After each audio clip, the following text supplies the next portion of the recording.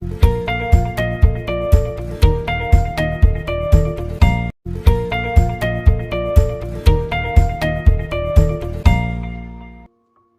The lord.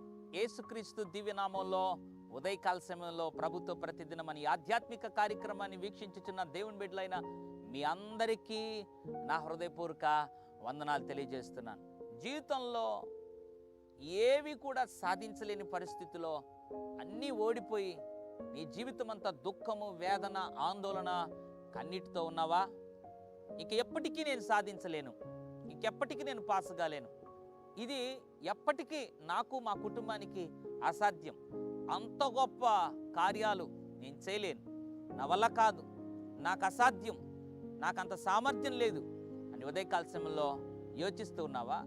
అవును, వాస్తవమే, కానీ నీకు అసాధ్యం, నాకు అసాధ్యం, నేను ఒప్పుకుంటున్నాను.